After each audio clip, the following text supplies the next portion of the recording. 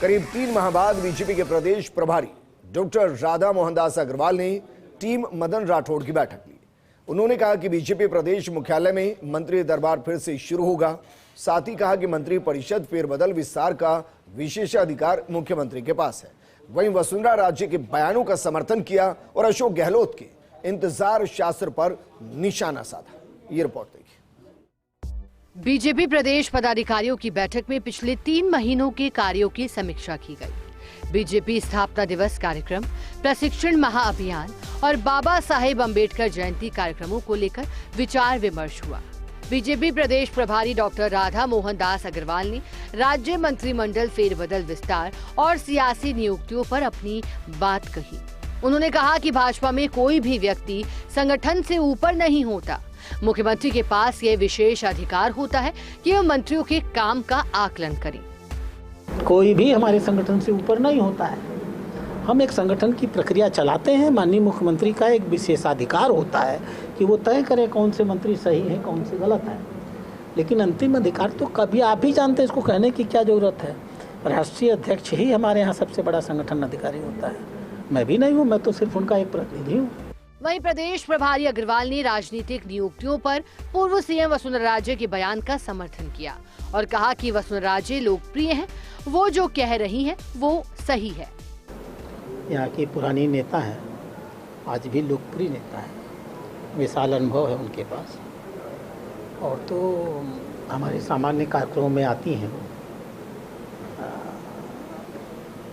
हम उनके दी गई बातों को नहीं सुनेंगे, ऐसा क्यों?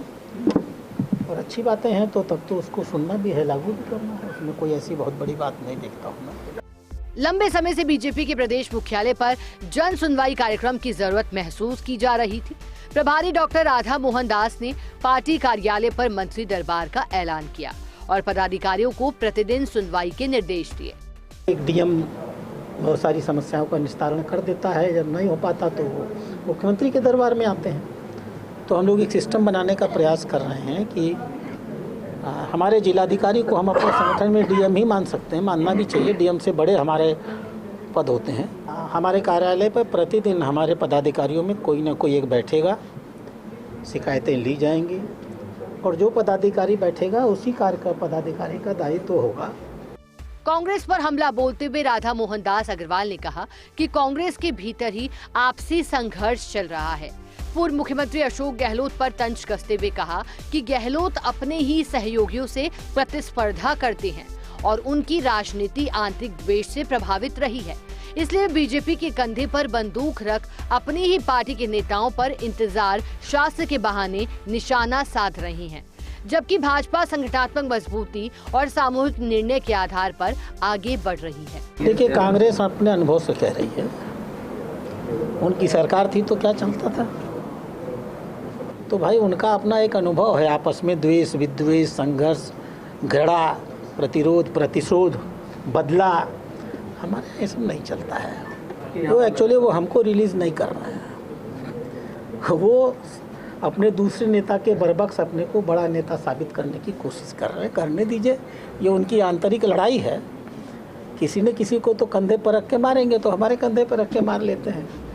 बीजेपी प्रदेश पदाधिकारी बैठक में तय हुआ कि प्रशासनिक जिलों के अनुरूप संगठन के जिलों का पुनर्गठन किया जाएगा। इसके लिए प्रदेश अध्यक्ष को अधिकृत कर दिया गया है और जल्द ही इसकी घोषणा भी होगी।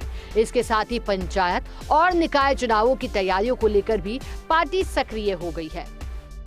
सत्ताधारी दल बीजेपी के संगठन की प्रदेश पदाधिकारियों की बैठक में जिला भार को लेकर भी अलग अलग प्रभार जिले वितरित किए गए, जिनमें खास तौर से वो नए जिले हैं जो सरकारी स्तर पर बनाए गए थे, लेकिन वहाँ प्रभारी के तौर पर पूर्णकालिक नियुक्ति नहीं हो पाई थी। कैमरा जर्नलिस्ट रितेश के साथ योगेश शर्मा, फर्स्ट इंडिया, जयपुर।